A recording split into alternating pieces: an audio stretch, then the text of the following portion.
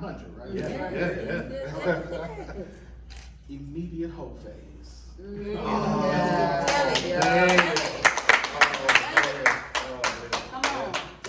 Tell it.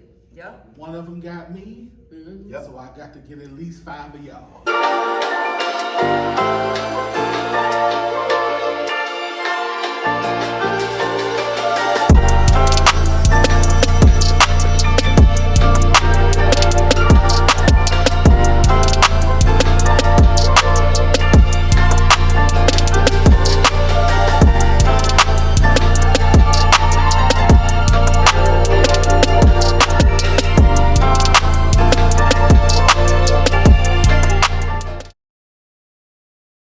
All right, so we're gonna have a little fun.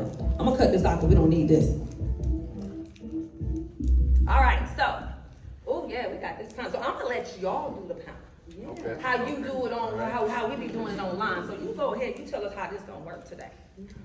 All right, so we'll start with the intro. What's up, y'all? I'm Philosophikal from the Let's Rap podcast. And I'm the co-host, Ecko. What's good? All right, so today, pretty much, this is our Supershow. This is how we first met Shatoria. We've got Mr. Ace Kennedy, we got Miss Diedra Wilson, and we got the great Winfred Burns here. Pretty much today, we're gonna do something a little different today. We're gonna be speaking about forgiveness after a breakup, and then kind of towards the end, we're gonna take questions from the audience, right? On any questions you may have, whether it may be who we are, whatever. If you wanna ask a question specifically to someone, that's fine too. So we're gonna go ahead, I'm gonna give a little intro, a couple second intro. Let's Rock Podcast, if you guys don't know, never heard of us. Of course, it's hosted by me and Jay Ecko. We're everywhere on Let's Rock Podcast. Make sure you guys follow us. The Supershow, we try to get these out. It's pretty much a live panel that we're doing here. If you wanna be a guest, let us know. We're open guests. So today we're gonna start off with forgiveness after a breakup. So we're going to start with the illustrious Shatoria.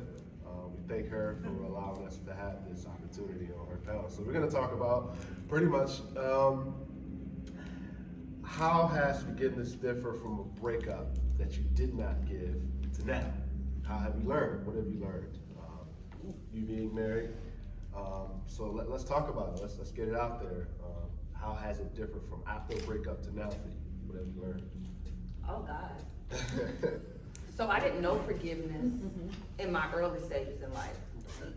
So I just didn't. The breakup happened that I didn't cause. I was hurt. I was mad. But God had it then to where I was able to forgive people and didn't realize I was. He was already setting me up. So me forgiving people, I've always just walked in love. Even if you hurt me, I'm not saying I wasn't bad, but I still walked in love with you. Nowadays, any type of breakup, relationship as friendships and everything, I have done that with a no kidding, I love you, I'm gonna let it be, and I'm gonna let it do what it do, and I'm gonna let God handle it. I have no hard feelings, no anything. And that's how I approach any relationship now. And it's intentional compared to back then. Now I do everything intentionally. You know what? You hurt me, that's okay. Or, people has done me even in friendship and I don't even know why. And you know what? It's okay. It's all right because you can't keep giving out yourself and you're not being filled. And if I give you the opportunity to tell me why I wronged you and you can't, I'm gonna love you and walk in love with you anyway. And I'm still gonna want the best for you. That's a good point. I feel like, for me. Let's talk about it. Let's talk about it from kind of a male perspective. Yeah, the Pastor Winfred over there just doing his whole issue right now. I think for me, with what I'll even include, personal life for me is that I looked at relationships, dating, even before, I kind of was very lenient and very forgiving towards people. Towards women, but after they hurt me, I took that into my next experience with dating, with relationships, to where it's like, anything you say, anything you do that reminds me of what someone else did before, I'm out, because I ain't got time. I ain't got time. But I will say, now being married and understanding the type of person I'm with and the type of person she understands I am, I had to learn very quickly that I can't hold grudges. You know what I mean?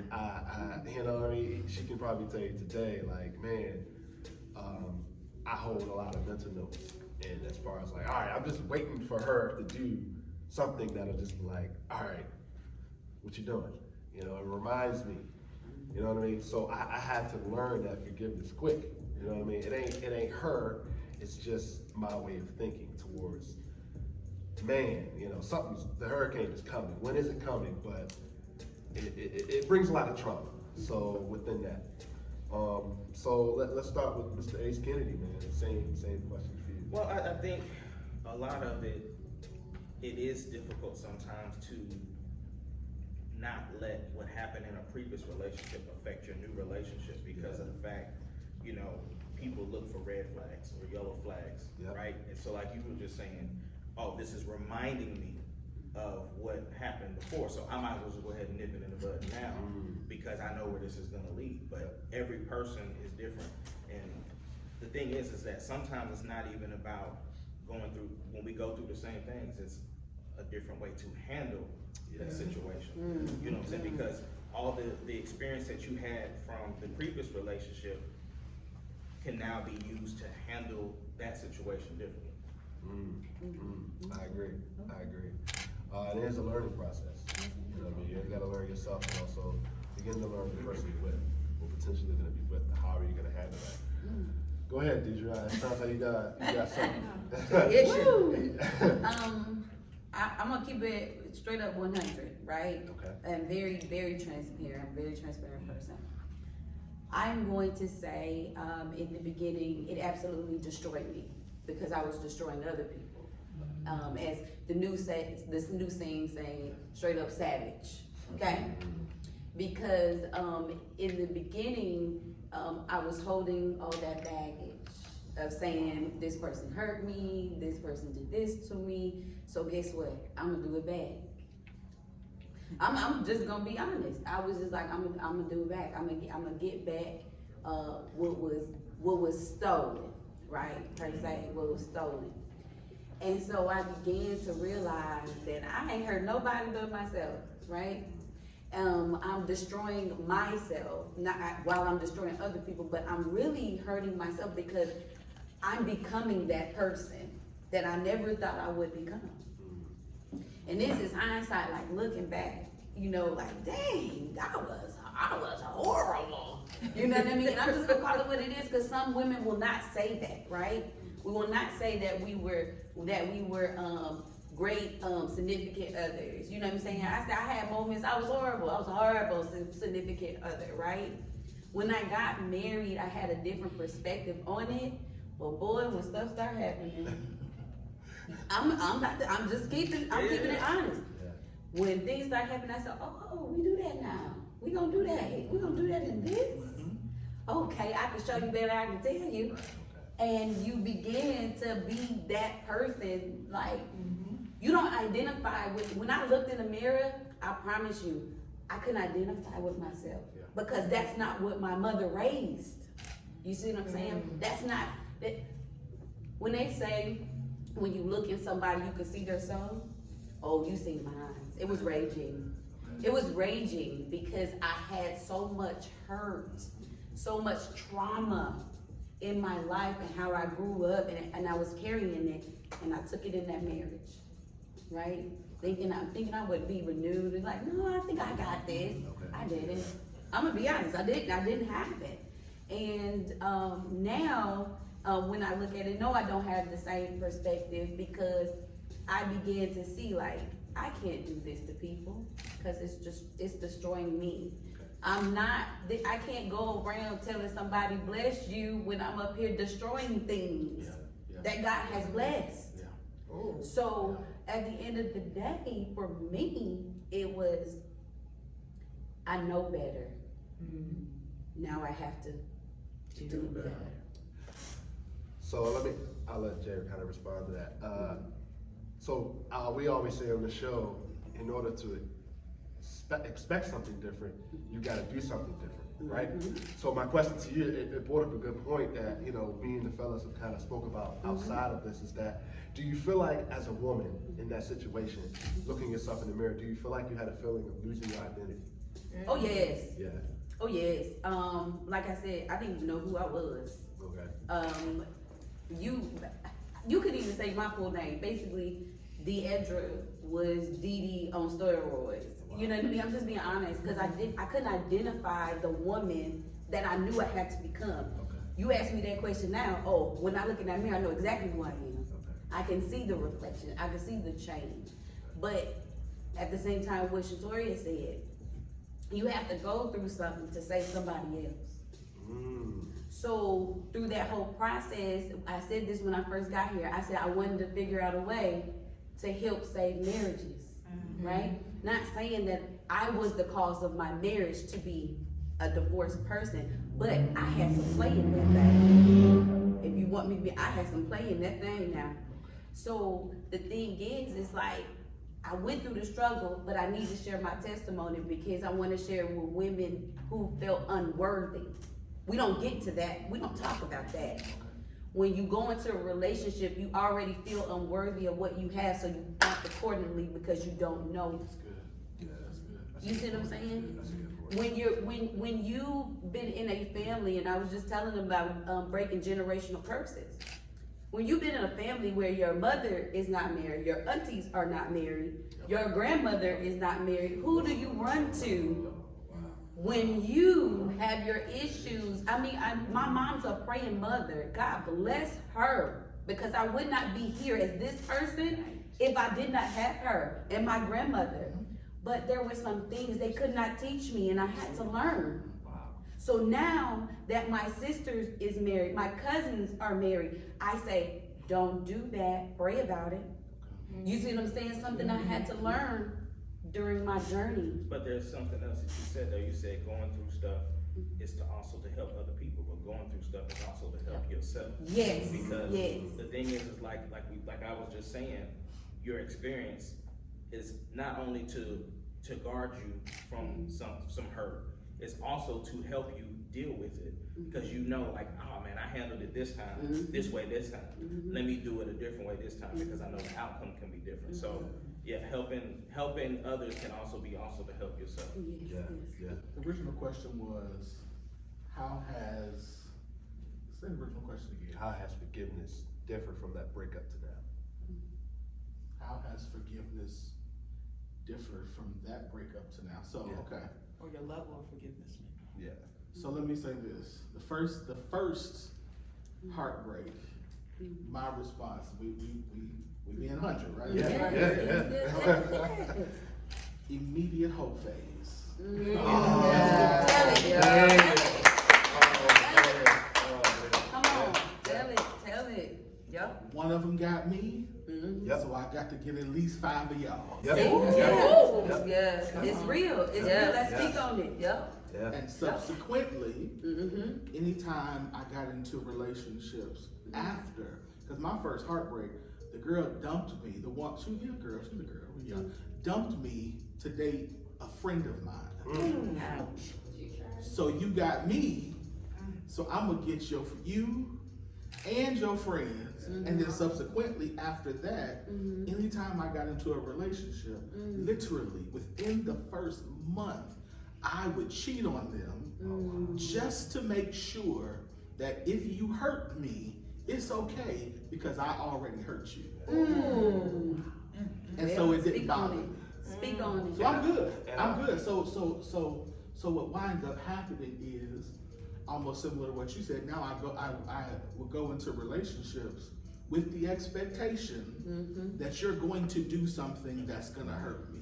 And because of my personality, I recognize, in the fetal position, because that's just my personality, that's just how God created me. And so I had to recognize that I couldn't do that, because not only was I hurting I hurting somebody else, and not only was I hurting myself, but I was literally killing the person and killing the assignment that God had for me. Because how can I be somebody who is called to help bring people into purpose, Yes. if I am robbing you of the virtue Say it. that you need to fulfill your purpose? Say it, say And so it. for me, what had to happen was, Come what me on. had to happen, I literally, post-divorce, had to go to a 2-year period of dating nobody. Yep. And just really Yep. during that period, like dating nobody, messing with nobody, no Talking dates to- with nobody, Yep. no late night rendezvous Yep. with nobody, Yep. no inbox nothing for a good 2 years. Yeah. And in that process, I found out, like I had to go all the way back to that first relationship and really realize, man, I didn't realize that this thing that happened to me as a teenager is still affecting me in my 30s. And I have to deal with this and forgive them and heal them. And then not only did I have to do that for them, I had to then know who I was. That's right. Because now I have to deal with the fact that you really don't think you're worth being loved. Say it again. You don't Say it really again. think that you're worth somebody being faithful to you. Yes. You don't think that you're worth going through the strain and the heartache and the endeavor of being in a relationship. So what you do is you sabotage the Say it relationship. again. So now you don't ever have to worry about whether or not somebody thinks you're good enough. And oh, by the way, let me go ahead and mess up your marriage because now, I'm not you literally, but Yeah, yeah. let me mess up your marriage. Yeah. Let me mess this up. Let me do that because it made me feel good to know that your woman want me. And I can have your woman whenever I want. Yes. And so I had to heal all of that and repent for all of that and deal with myself for all of that because now I recognize first of all who I am. That's And I right. recognize what my destiny is, and I recognize that all of the things that I did to other people, I was really just doing them to myself. Yes. So now, in our relationship, Yep. when she does something to hurt my feelings, or when she does something, then I could say, that hurt, Yes. Yes. that hurt really bad. Please don't do that again. And I need you to understand that when you do that, this is how it makes me feel. Right. That's right. It Yes. makes me feel like I am unworthy Yes. of you. It makes me feel like I'm less than. It makes me feel I'm able to articulate that so she can respond as opposed to saying, oh, that's how you gonna treat me? We're your best friend. I got a question for everybody then.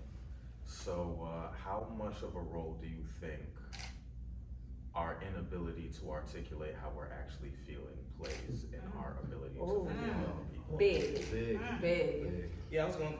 Most men have difficulties talking. I know I Most. do. I'm not one of those men. I am. Like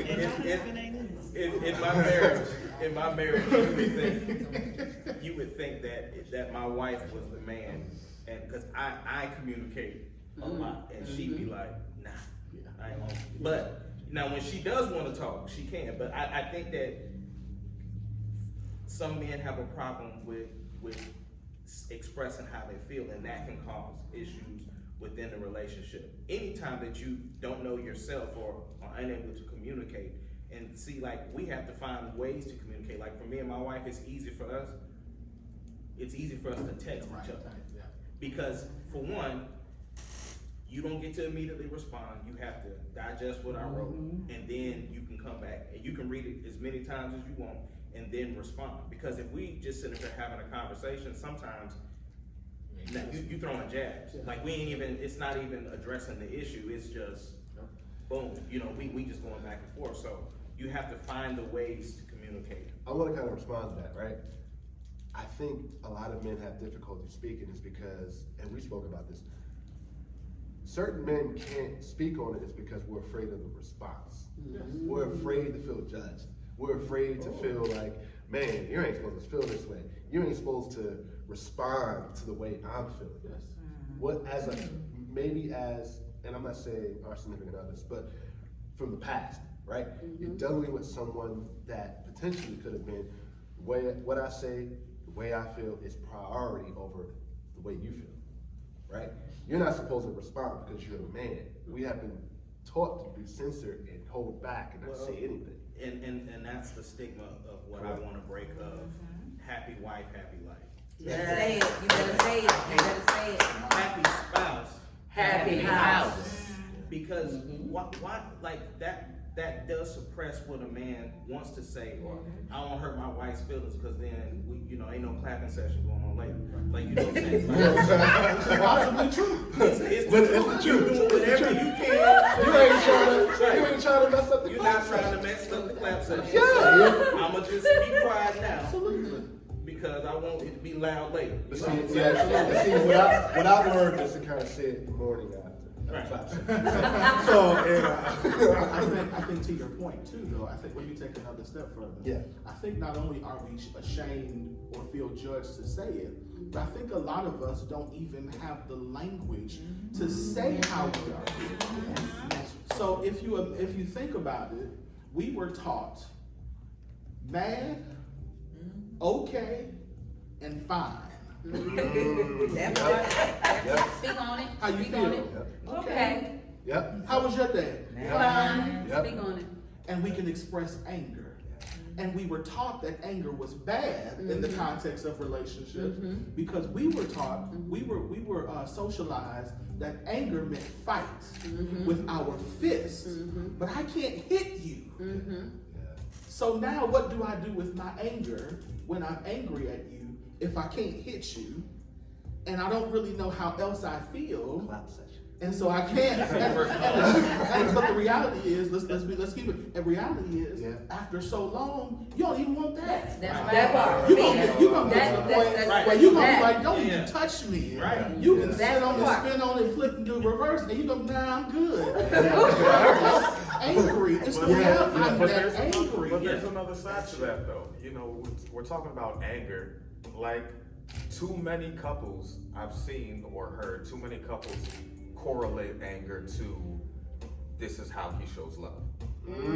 So like I've literally seen relationships where it's like, oh, I'm going to make him mad because I know it's going to be great later. Right. It's going to be great after. Or because that's the only way I could get him to talk. That's the only If way I I make can get him, him to if I'm express to himself. express himself, is if he's angry too. Because No, if he's you're okay and if he's fine, he's not gonna say anything. But if he's angry, he's gonna at least show some emotion. He's gonna show me And something. now I actually think he's engaged. I had an ex to tell me one time, she's like, I make you mad on purpose because that's the only time you talk. I'm like, well, that's retarded. But a lot of times too, the way we see relationships is the examples that we had before us, or not having the examples. Well, the Absolutely. way we saw mother and father do that. Yeah, absolutely. Yeah, So I think the question is, is what do we do? And this is, I had a counselor tell me, he said, so what would it be like for you one day? He said, Winfred, what would it be like for you to actually embrace your anger? And I was like, I think it means, well, I'm gonna fight. He was like, but you don't have to do that. What are the other alternatives For me not fighting. to not fighting? And so I was like, I don't know, because that's what I do when I'm angry is I fight, I hit something. But in a relationship, I can't hit her. I don't hit women. So what does that mean? But again, and then also to develop other language, like the fact I always use somebody like, how do you feel? Like, I feel melancholy. What the hell is melancholy? But that's an actual feeling. Sadness, I feel sad, I feel hurt, I feel embarrassed, I feel inadequate. These are all words that you will not hear the typical man say. And the interesting part is they're actually waiting for us to use that language. Because then if we learn how to express ourselves in the true sense that we feel, then they can respond in the way that they see how we feel, but we like, I don't know, so just leave me alone. I was gonna say something about the way that you guys communicate. I wanted to say something on the side of the woman. Okay, go ahead. We also have to learn how to receive Yes. That part. the communication, because every man is different, right? So the thing is, for a woman, I know one thing that I used to do, I used to pray and ask God to receive what he's trying to tell me without being offensive. Cause you know, us women be like, what? In a text message. Right? And I realized that text messages have tones. To us, text messages have tones. You know, to y'all, you're like, that was just a text message. To us, it has a tone to it.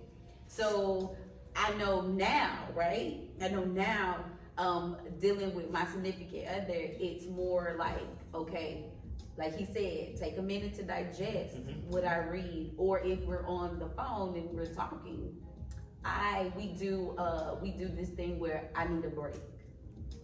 So we can digest the conversation. For real.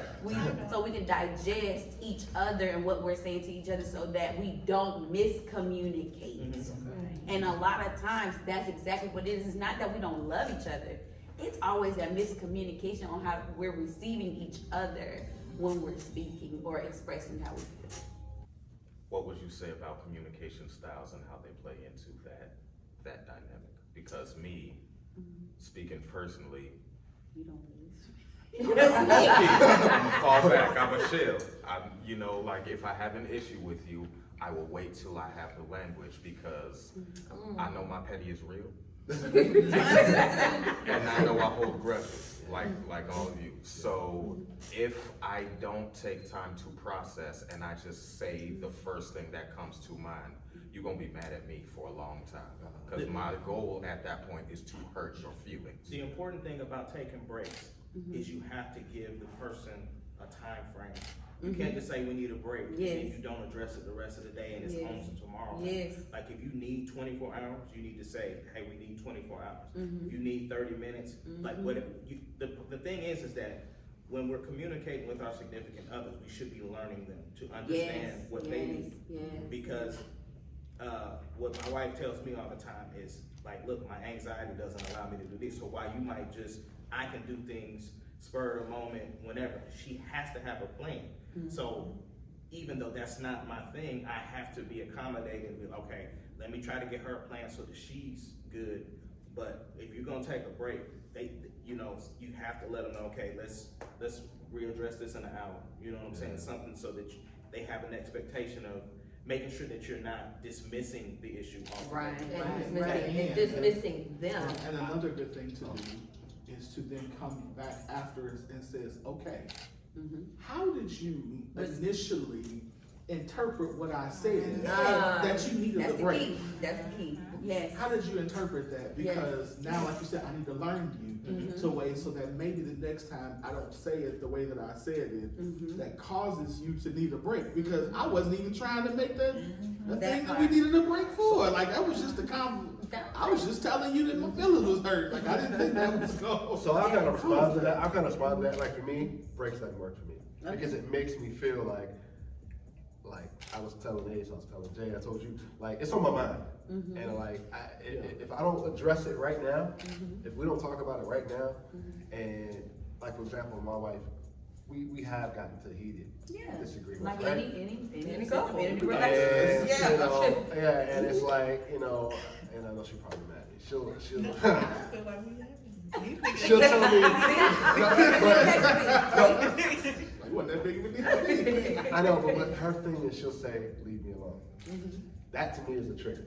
And it was at first when she did it, it took me as if you're leaving me. You know what I mean? You're out. It's like, leave me alone. Like, all right, you caused a wall for me. And to me, at first, it was like, I didn't know that was her way of saying she needs a break. Time out, let's speak about it in like an hour. But to me, it was almost like, man, it's an open-ended, it's rejection. It's rejection, and I don't know how to handle that. So breaks to me are rejection. But see, it comes back to this, what you said earlier, what you just said now. What I said earlier, that's your root. Remember the question was, what is your first hurt? Like you said, your first hurt. A lot of people don't realize that your first hurt, it flows to where it flows in a relationship because it hasn't been dealt with. And because you feel that way because you ain't dealt with past rejection. And you push that on her end. Now again, it goes back to communication where we have to learn how to talk to where like Ron will tell you outright quick, he don't like the word let's chit chat. He hated the passion. So I've learned, I'm real good, hey, let's chit chat. We need to talk. Everybody. So I laugh because we've learned We all the years. break it All out. the years hate the word What we chit gotta chat. do? Yeah. Come on. See, What I do. and I learned that.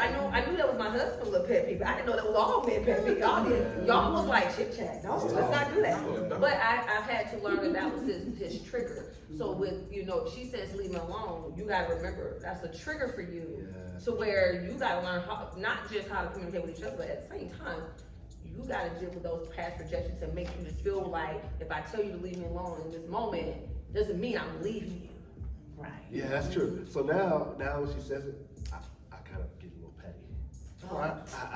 I kind of get a little. Keeping it real. I poke the bear. I'm like, fine, I'll leave you alone. I go upstairs and play my game. I'll leave you alone. And I go upstairs. It's like, darn, man, I shouldn't have said that. So I gotta go back down. I apologize.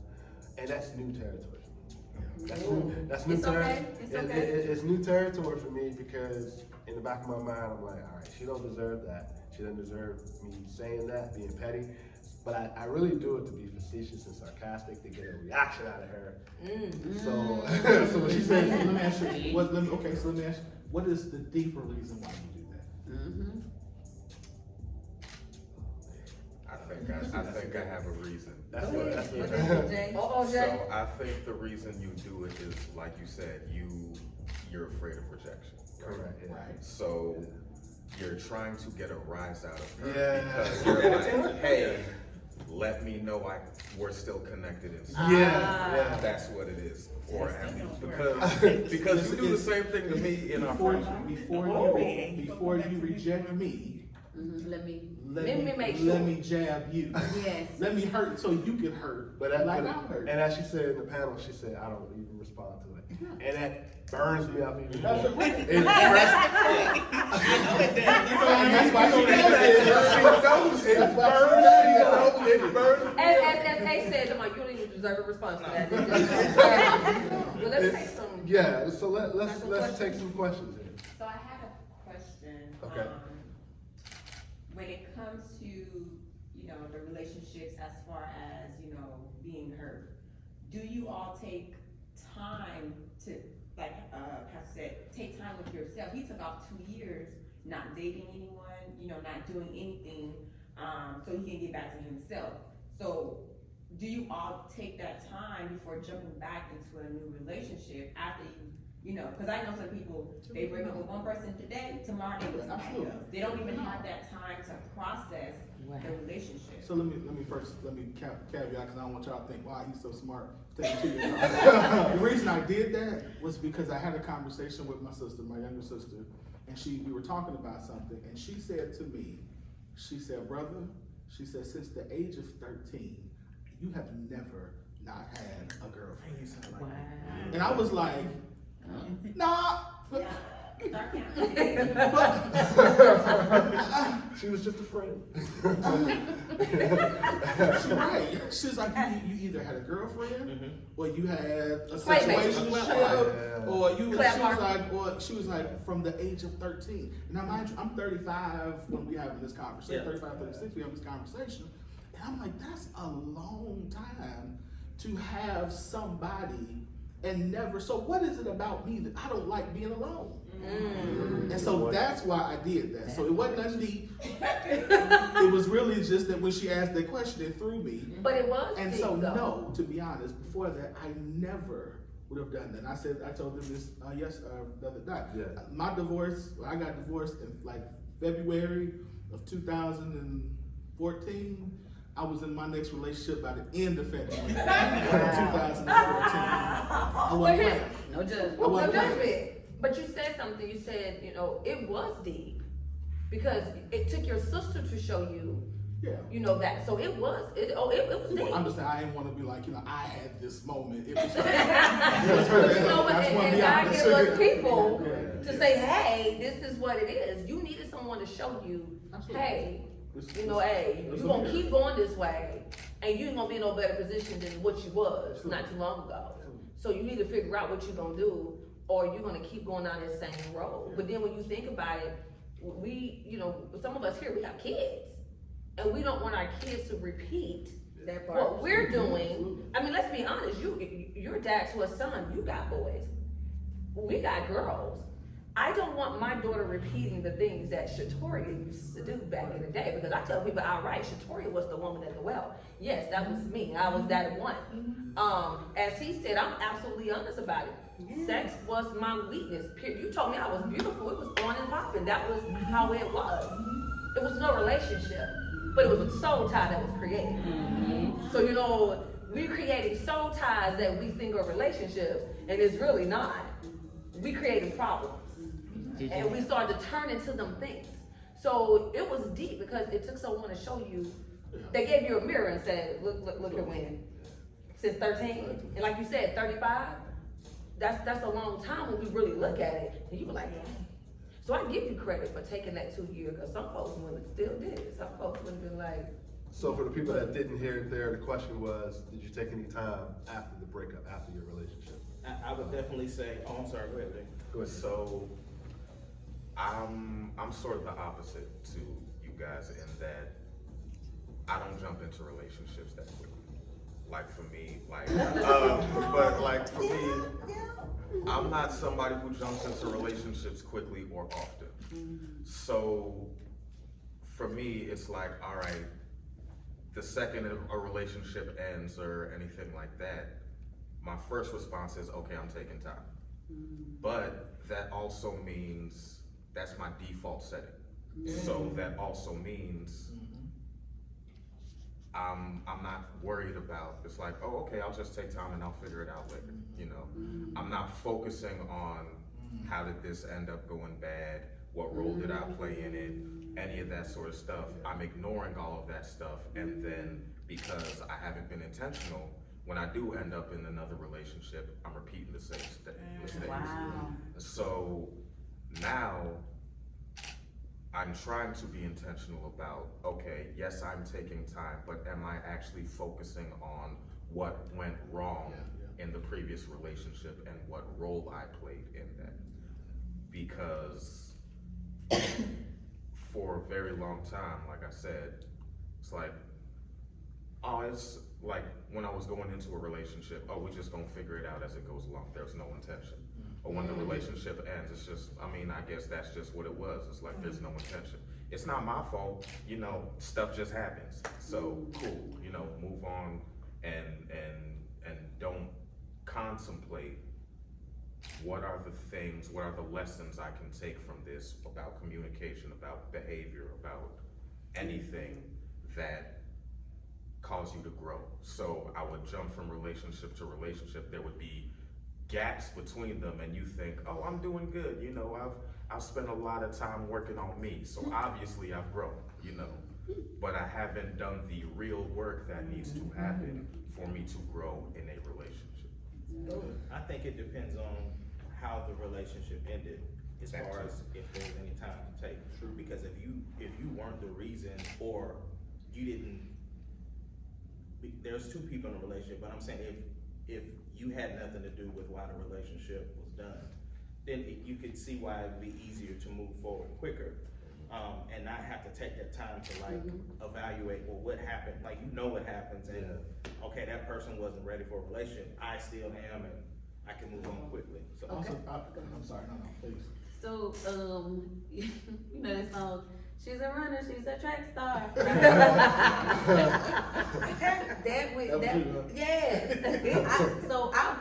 I wasn't worried about jumping into relationships. I was running out them mugs. You hear me?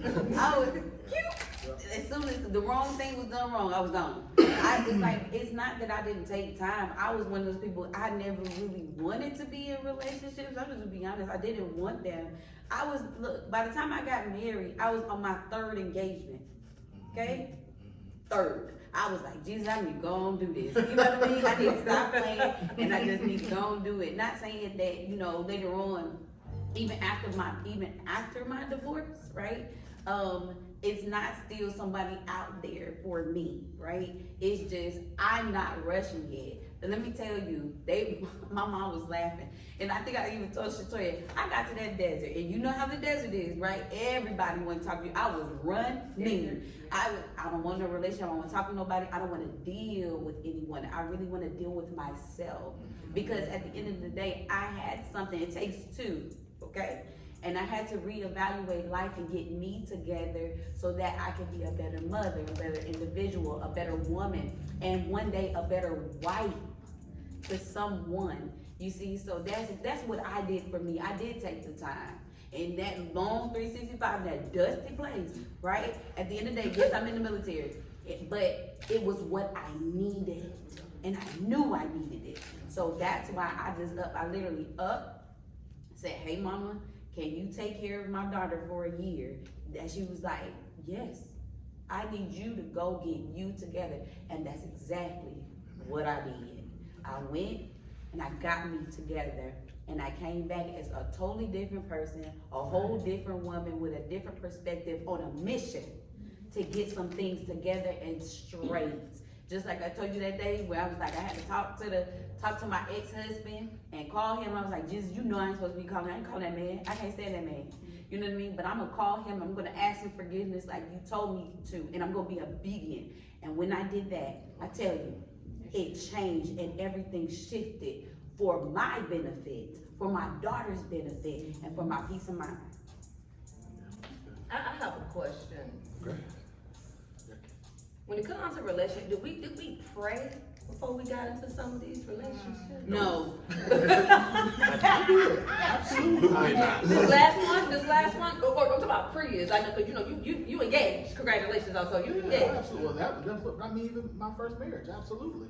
Prayed, fasted, had counseling, spoke in tongues, all that, and we still got to work. Absolutely. So yeah. Now some of the ones in between, that was the work of the flesh. Now I asked that because Call it what it is. Call it what it is. because sometimes like we was having that conversation. We as women we do it. We were like, when you see people getting divorced, you be like, did you pray to Jesus and did he say yes? Because it'd be a difference when we say we pray to Jesus, but did Jesus tell you yes? And some of us we're real honest. We be like, No, mine was definitely a no. I knew I wasn't supposed to be getting married. I should have just went on to the fourth engagement. But I didn't.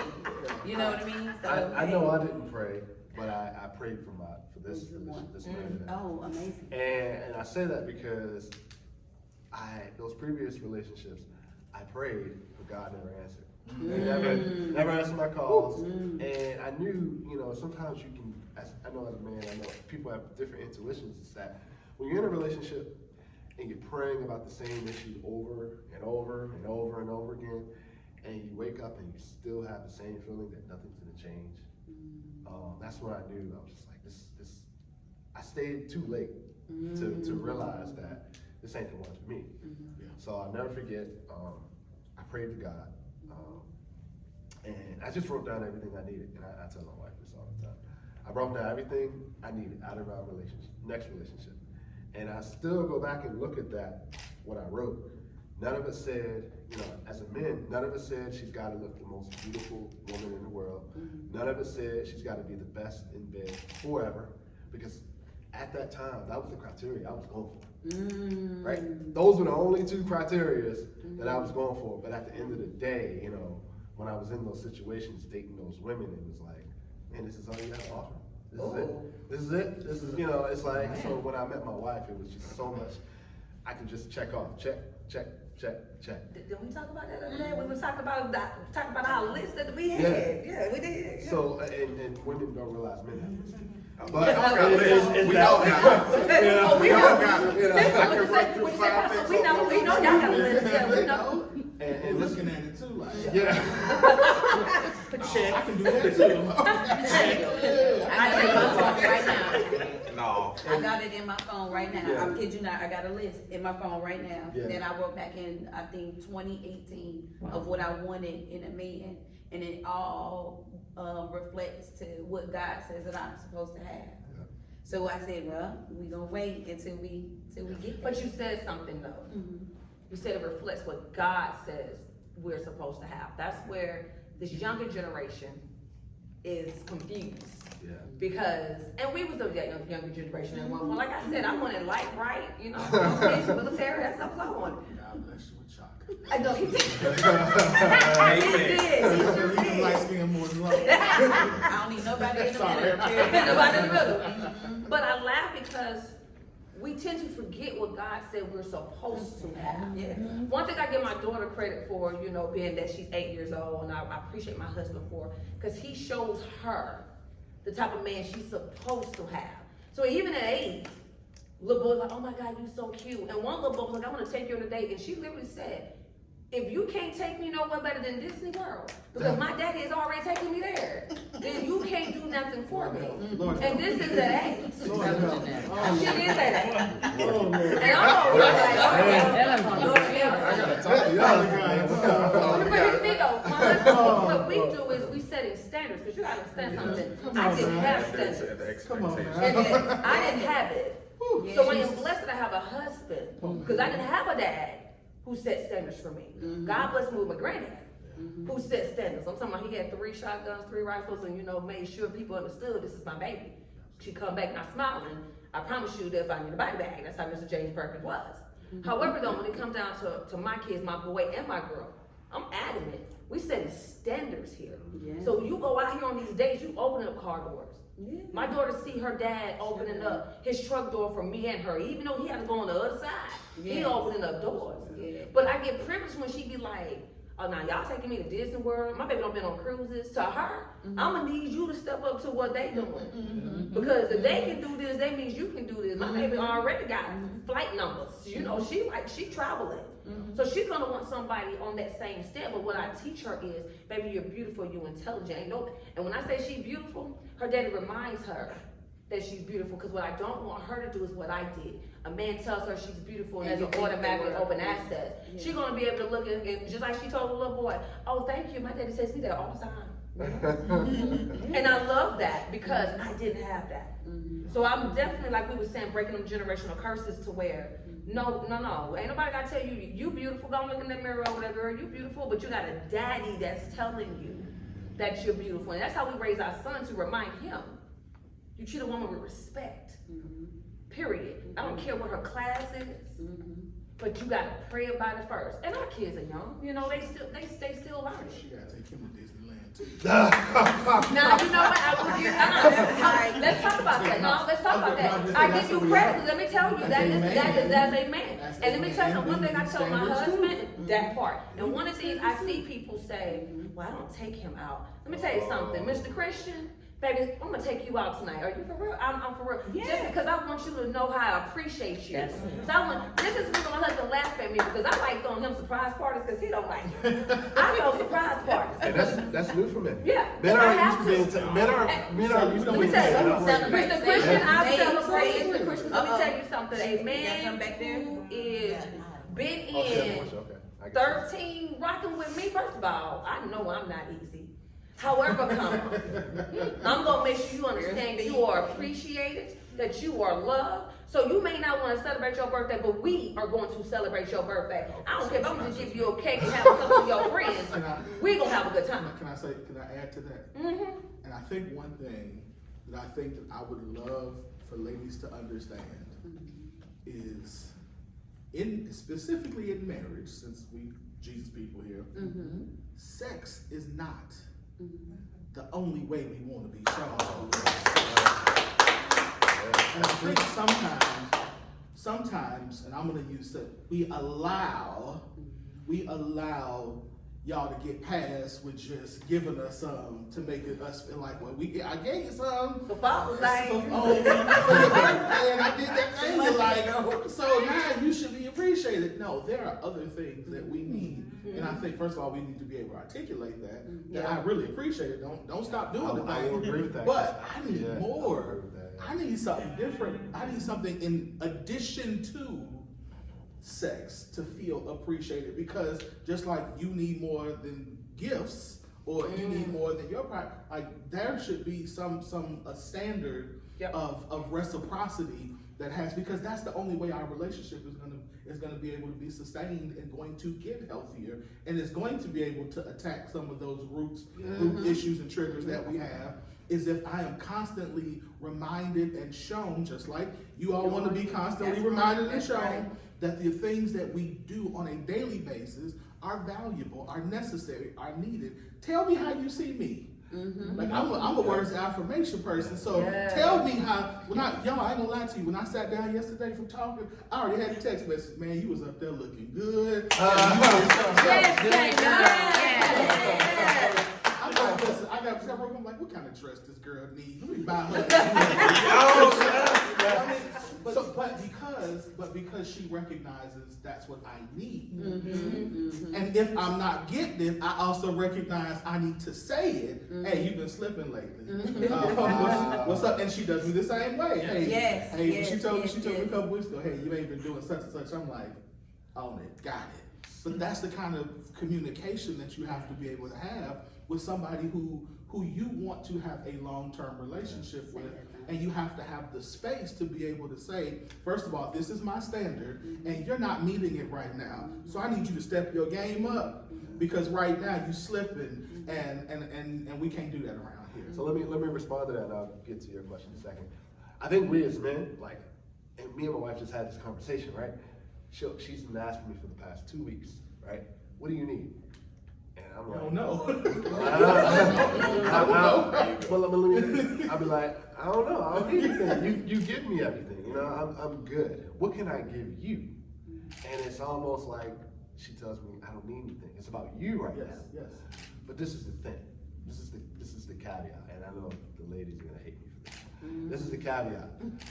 She asks me what I need. I tell her, and it's volcano exploded. It's like, well, you don't need that. You tell him. So for me, it's like, I'm reaching. About the receiving of communication. Right now, I got a story for that. So I'm getting used to. Love you. I know, right? I love you. I'm sorry. So it's like. I'm very careful. But we talked about that. Ministry. Did we not say that the other day? Ministry. This is ministry for people like me that are single. You see what I'm saying? It's ministry to hear y'all talk about those things and get the blessing. Okay, well, I need to think about this next time. You see what I'm saying? So don't be ashamed for them stories, because I'm taking them in. You hear me? But see, this is the thing, right? I guess I need to work on my affirmations to let her know you're giving me everything I need. But in the back of my mind, she keeps asking me what do I need. So I'm gonna just start telling her, all right, PlayStation 5, put gas in my car, you know what I'm saying? Say that though. It's very hard because as a man, I can go out and get it myself. Let me tell you something. I would not. Ron Christian, what do you want for Christmas? Well, baby, I want blah, blah, blah, blah, blah. All right, Jesus, we gonna make it. Because my thing about it is, a lot of you don't ask for much. But one of the things that I learned from my husband is, ask and you shall receive. That's hard. That's hard. And that's the thing, because you make the her blessing by not telling her. But my thing is, because she's my blessing. She's my blessing. That's the thing. I'm not married to her for things.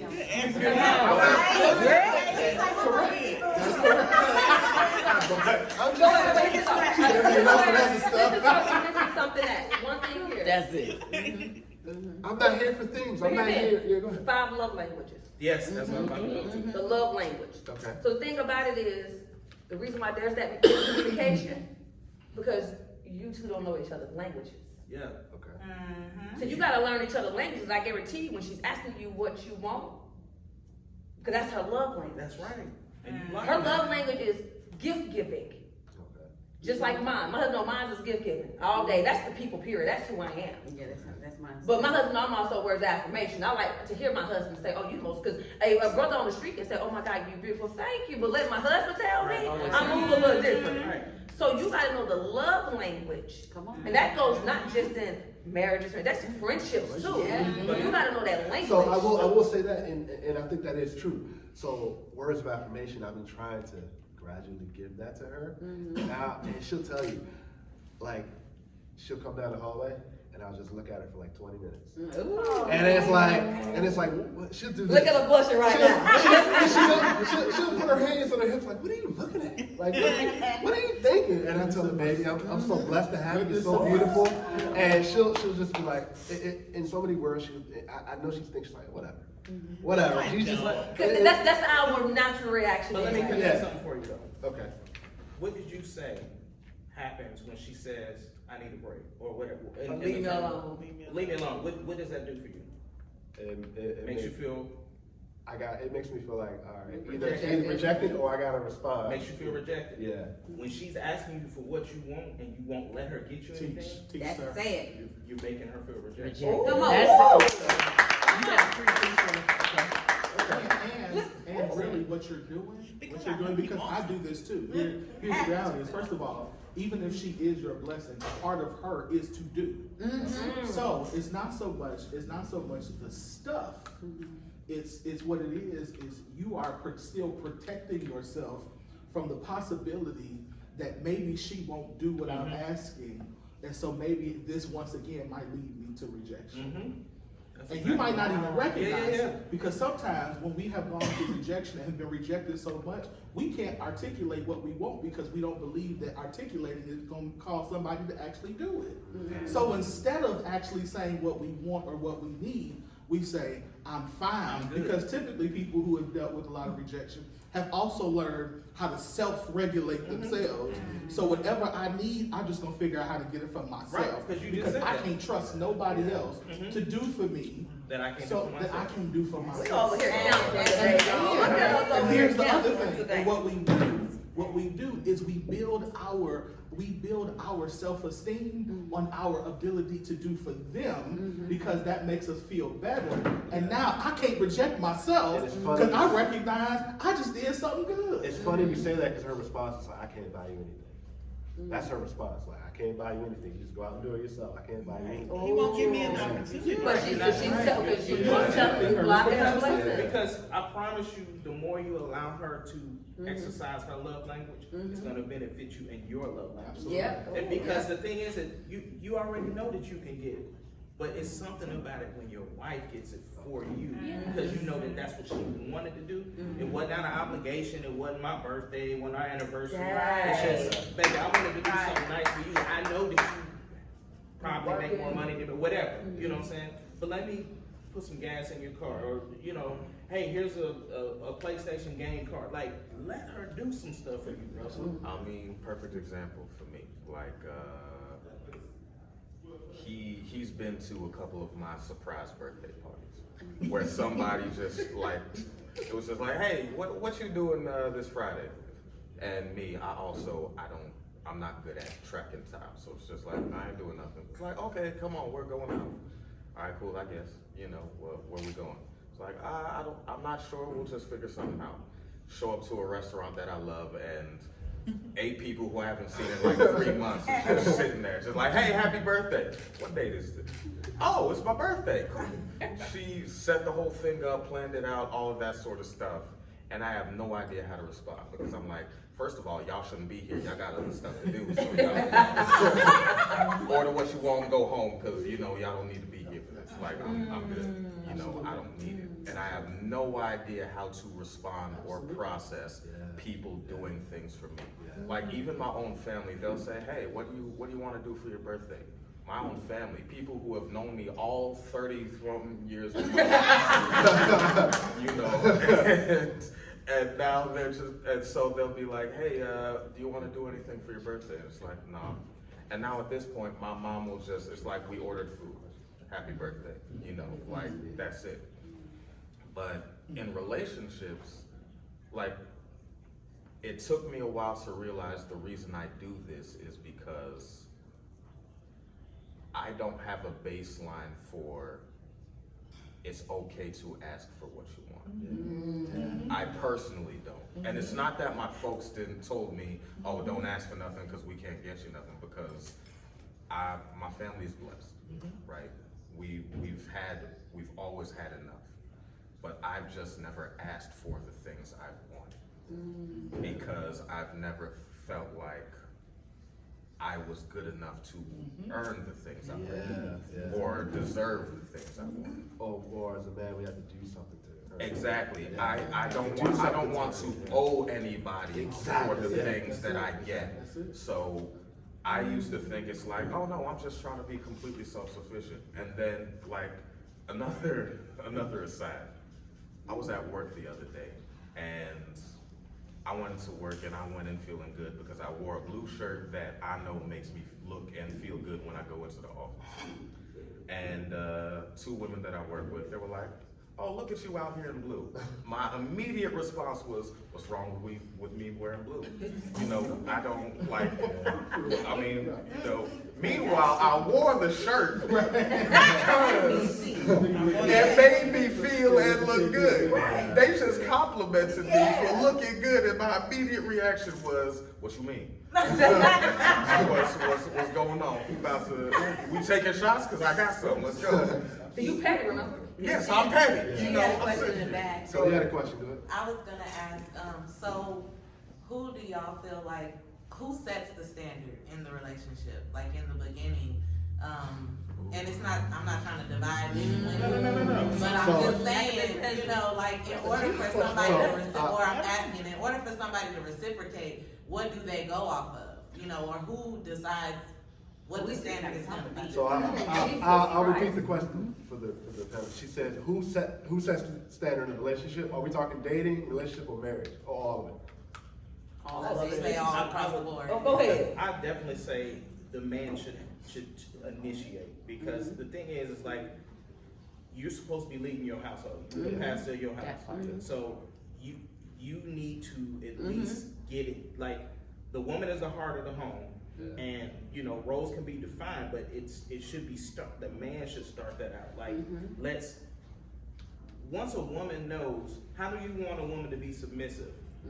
If you cannot lead her in the direction y'all supposed to go in, it doesn't mean that you're perfect in that. Like, it doesn't mean just because I'm initiating those steps or those guidelines for us as a couple, but you have. If she's always doing that, then what is she submitting to you for? So, That part. so I think for me, and I don't want to sound mean. No, go ahead, we wanna hear it. I think for me, you set standards in a relationship, but when you're married and living with someone, I know from my perspective, I set boundaries. I start to set boundaries as far as like, okay, this is where we're going, this is how we're getting there, and I don't need this. This is what I need, this is all I need you to do, right? And I know that's wrong for me is because, like we said earlier, is that I've gotta allow her to groom, to grow some of those boundaries. But those boundaries I've set for myself is because of the deeply rooted trauma, the deeply rooted hurt, the kind of the rejection, right? And for me, it's like, sometimes, and I know men can kind of relate, is that she'll say something, right, that's totally different than what I'm thinking or the path I want to take. No, we can't do that. We can't do that. So it's like I had to learn, because she would tell you, I shut it down quick. Nah, we're not doing that. I said just like, nah, we're not doing that. Rejection. We're not doing that. We're not Going doing back to the it. same But thing. not only rejection, it's like, we're not doing this your way. Ah. We're not doing this your way, and that's the way I took it. But it's almost like she's saying, "Hey, we're on the same page, but the way you've been doing things It's not working. is not working. So let me try to That's add an element to it, right?" And that's one of the hardest things. And she came to me, and I feel like sometimes you got to watch the tone how you speak to each other. And she came out and said, "Hey, I feel like sometimes when you say no, it shuts me down." And I didn't understand that. Right? Ooh, I didn't understand. I like that I didn't understand that. And in the back of my mind, but I didn't say it. It's like, why don't you understand? What I said was no. Right? This is the way we're gonna do it. But I have to remember that, all right, this is my blessing. This is my wife. I have to be able to understand and articulate what she's saying to me. But you also have to acknowledge her feelings. Exactly. And that's what I'm learning too, is like, I gotta acknowledge her feelings and like, okay, the way I've been doing it, we've been hitting this brick wall. All right, let me hear what she's saying. So I think for me, at the beginning, it was boundaries. So it's very, and I feel like as men, standards and boundaries are kind of the same thing. And what I'm saying is that when you're with the right person, it's okay to be able to establish boundaries and standards together as long as you understand each other. I'm gonna say as a woman, the wife. So we have standards. Yeah. To me, standards and boundaries are almost basically the same depending on how it's done. Yeah. But one thing I give my husband credit for is he allows me to be me. Yeah. A lot of women don't want to change their last name lately when they get married because they feel like they're gonna lose their identity. And what I've been blessed with a husband who, he literally, as you said yesterday, when he's not insecure about nothing, and that's what I appreciate. My husband, when I can come to my husband with an idea, my baby, I'm gonna do A, B, C, and D. But what I would never do is take away my husband being the lead, the pastor, and my head in my home. Yeah. I will have conversations, but my husband gives me the freedom. Like Christ gives me that will to do what I desire to do. That's important. If I want to take a girl vacation, we'll be like, have a good time. Yeah. You know, some of us, we use our spouses as that scapegoat to get out of something. And my husband be real quick, don't we use it, man? Go on. I ain't going, and that's what I love about it. Yeah. You know, you see a lot of spouses that want to always be up under each other the whole time. Now, me and my husband totally different. He is cool watching his football game, and I am cool going out, kicking with the girls, having dinner. We are straight. But I like it because, see, the standards we have is be yourself. And that's what I love. And he support allowing me to be myself. And that has allowed me to love him so much to be like, shoot, you can leave, go right ahead. I'm about to sit back. But it was hard for me because we grew up together. But let me tell you something, having a man lead was my struggle because I had to do everything. But when God was like, nope, this is your husband. Okay, Jesus, you want me to let him do what? And my godmother, I think she young, but my godmother's one that was like, let him be the head. You can't nag him. If you ask him to wash the dishes and he don't put them back where they supposed to go, just say thank you, Jesus, because he washed the dishes. And for me, that was a little tough because you'd be like, but that's not where I put it. But you know what? You're right, God. Thank you, babe. I appreciate it. To where now, the standards we have in our house is the clothes gonna get washed when they get washed. He may wash them, I may wash them. We'll figure it out. The clothes get folded, we'll figure out who'll fold them. The kid needs to get to school, one of us will take her. So we don't have them standards no more because at the end of the day, life has taken over. But we had to grow in that though. That's the biggest thing, we had to grow. I'm gonna let him go and then I want to say something. So you said who, I think the question was, who sets the standard? And I think both of you should be setting the standard. Like, I think when you start your relationship, we were talking earlier about having your list. You should know what you are there for before you start the relationship. Because everybody up here, myself included, has just ended up in a relationship randomly, not knowing how they got there. Like, just, we talk on a regular basis, we'll just see what happens. It's cool. We just talking. Then 6 months later you realize, wait, I've been talking, quote unquote, to this woman for 6 months. And, some people's situation, we've been talking for 6 months. Now we talking at the gynecologist's office, how we get here. We have no idea how we got here, and you haven't set standards, you haven't set expectations, but now you are a whole father, a whole mother, a whole, or a whole sugar mama, a whole sugar daddy. You have no idea how you got there because when you first started, you didn't set the standard for, this is what I am looking for, this is where I'm expecting this to go, this is how we are going to move in a relationship for yourself. Go ahead. I was gonna say, no, exactly what he said, I was gonna say the same thing. You have to, as a woman, you need to know what your requirements are. And as a man, you need to know what your requirements are, because I'm talking dating wise, right? Because that person you might be dating may not be your husband. That person you might be dating may not be your wife. So it's important to go in with those requirements and those expectations for both and figure out, like, are you my husband? Or are you my wife? Because if we're not, we don't want to waste no time. But you gotta go in intentionally. So I feel like I agree. I always say that I think both people come in with their individual standards. And when we make the decision to be in a relationship, then the relationship sets the standard for the relationship. And oftentimes, because I don't have a standard, I'll accept anything. Say it. I'll accept some attention and some good sex and some chicken because that's what feels good, not recognizing this person, I mean, if you think about that, this person is not, the Bible says, I love fried chicken, God, is that when God gave Adam Eve, he called her a suitable helper. So we usually say help meet, but he called her a suitable helper, meaning she was his equal, and she was the thing that he needed in order to fulfill the assignment that God had already given him. So the standard has to be, you are a whole person and you know who you are. I am a whole person and I know who I am. And can we get together? And when we come together, do we make a whole relationship that can go and do the thing that we were both purposed to do? Now, I do think that in the terms of order, as a man, that God has set an established order, that man is the head. However, I think we get that wrong too, because we take headship, meaning that we're the person who gets the glory and gets to tell and be in control and tell everybody what to do. When actuality, what headship is I am the one who has to stand in the place of authority, the person who has to stand in the place of between the attacks and my partner. I am the person who, when things go wrong, I am the first person to stand there and get in trouble.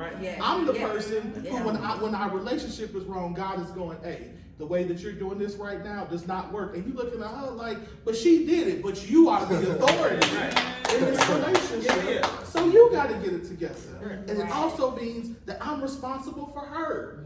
So if I don't know who she is and the purpose and destiny on her life, I can't plan a vision for our family if I don't know the vision for her. So if I enter into a relationship and I haven't taken the time to get to know who she is and say, okay, I know that God called her to be this. Me and my fiance got together, I already knew who she was. I knew who she was. I told her who she was. And all this time I've been like, so when are you going to do this? When you gonna do that? And she'll tell you. I say, like, so what's the next step and purpose for you? What you gonna do next? Because I know there's something greater God has for you. Because I recognize who she is, and I understand that I'm gonna be in trouble with God if I don't do my job as the head to make sure that whatever is in her way from getting to where she's supposed to get, I don't get it out of her way. That's where headship comes in as men. But if you don't have a purpose and knowing where you're going, and he don't know who he is, and he ain't all together, we can't come together and do this thing right. Because now we spend half of our relationship just trying to deal with each other's triggers and make sure that we doing little stupid stuff. Not doing little stupid stuff that's just gonna piss each other off. And the enemy just tap dancing all over your relationship like, woo, go for it. When we're supposed to be, that's the word, we are in a covenant agreement.